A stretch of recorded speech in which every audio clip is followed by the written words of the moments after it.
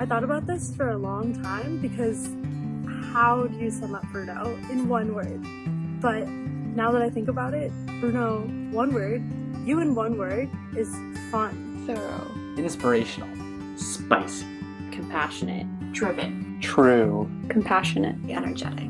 Genuine. A light. Inspiring. Eccentric. Heart. Fashionable. Inspiring. Perceptive. Trailblazing. Understanding. Dedicated. Compassionate. Just the energy that you bring to everything you do and the way you treat everyone around you as your friend, that is really, really cool. And you're just an amazing friend and mentor. I've never had a professor who has cared so much about his students, not only as learners, but also as people. I say this because Bruno, out of anybody that I know in my life, is someone who can pick up on just the tiniest of details that the average person would immediately glance over, and he can find the strongest meaning in those details. Bruno is just such a wonderful person at heart. He really cares about all of his students, can really pinpoint people's strengths and weaknesses in a way that is useful to kind of build on your character for the future. And so to me, that is just so stunning to watch. When he can just pick apart the smallest things in a negotiation or a conversation and have it be so enlightening. You're always genuine, always engaged, and you always really care about your students. He just has this innate care for each and every single one of us in a way that I've never seen faculty or staff or any sort of professional that has ever had to look over me or take care of me in any way do so in such a way. You can tell that he really, really cares about learning more about you. Bruno does a really great job of just inspiring and awakening that part of us. And I think that the way that he opens this gate inside of us is not temporary. It's sort of like this permanent de-escalation of the barriers that we have towards wanting to understand ourselves and people more. And it's very, very inspiring and honestly leaves such a profound effect on each and every one of his students. In life, I will often not have access to all the information, and the information I do have access to might be biased or just incorrect. As a leader, or as a future leader, it's my responsibility to listen, try and gain greater perspective and discern a more whole truth.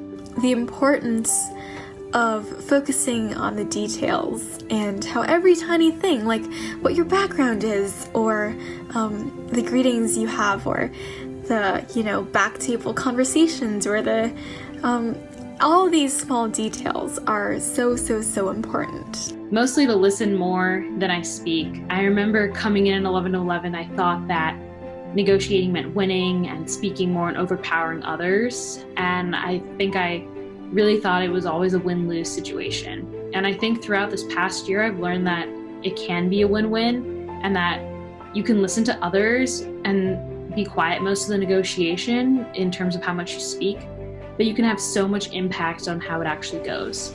And that's something that I really found in our final INF negotiation, that I spoke much less than I anticipated to, but I still felt like a win at the end for all of us.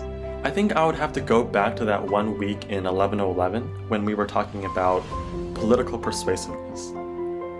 I think a lot of students at MIT tend to be very logic focused and try to give clear and coherent arguments that appeal to a lot of logical aspects.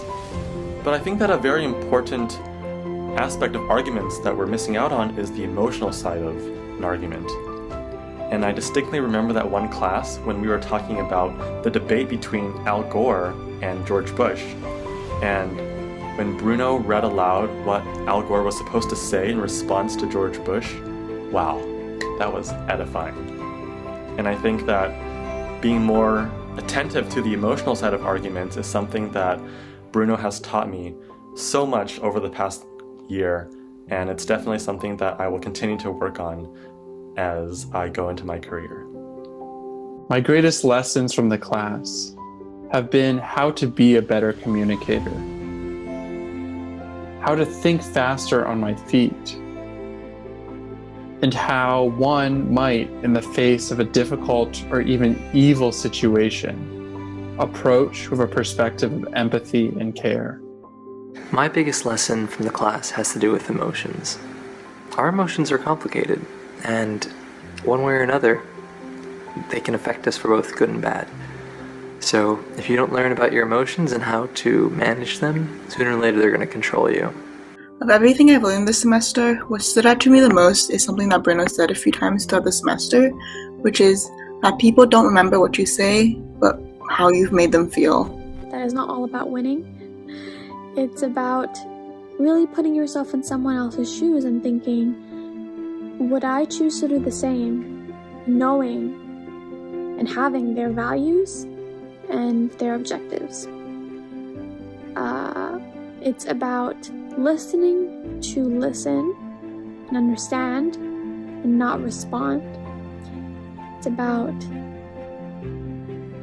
sticking with your moral compass and doing what feels right and doing something that you can live with and that preserves relationships. My biggest lesson has been how much people really matter. Learning to listen and to support human dignity has helped me appreciate how the love of others brings out the best in all of us. Bruno has shown me, both through his teaching and his own example, the importance of being a light in the lives of those around us. How important relationships are. Relationships are kind of the building blocks of everything going forward in life. Really get in a good relationship, good touch with anyone that you meet. You know, you never know what happens in the future. At a higher level, kind of the course taught me to crave and desire understanding people at a deeper level. And, you know, it's cultivated the skills that I need to be able to do that. And I think that that is something that really is going to last a lifetime. I think the biggest lesson from 11-111 is the whole concept of dignity and being able to properly understand and work towards understanding like a counterparty and working towards building a more strengthened, positive relationship, even though there might be such profound, insurmountable differences. I think that being able to harness that mindset and being able to practice that mindset more, practice compassion more, are some of the biggest takeaways from this class. I think that we all need to be a little more empathetic and be able to be more open-minded, and I think that being able to learn that on 11-111 has been something that's been especially touching and driving towards home. Make others feel genuinely seen, heard, and valued. I really do think that's the key to becoming better negotiators and better human beings overall. In negotiations, I should try to see a lot of the negotiations as more than just a transaction, but actually trying to understand the person on the other side as a person and their identities and values, and in that way hopefully create a world where we just better understand one another. If you want to lead and if you want people to change or to have certain qualities, you first have to be that phenomenal role model. And I think Nelson Mandela really did a good job of this. You know, if you can forgive someone for decades of imprisonment, you can convince, you know, an entire nation to find that kind of forgiveness and change in their heart. And there's really no other avenue to do that rather than being a phenomenal role model. To look at any situation that you have, anything that might be considered sort of an obstacle or a challenge to overcome, and to identify the people involved with it and see each one of them not as a means to an end, but more as sort of people, and to recognize the dignity of each and every single one of those people that you're involved with, so that you walk out of every situation not only, you know, having overcome whatever challenge you had, but with new allies and new relationships along the way that wouldn't have otherwise happened had it not been for this class. The most important lesson I learned through 11-011 and 11-111 is staying true to myself, not shying away from my emotions, and really fighting for what I believe in. You can be a great negotiator and still be kind and still be empathetic. It was seeing examples like Poe and Mandela that really drove hope for me that you can be, successful negotiators can have different styles.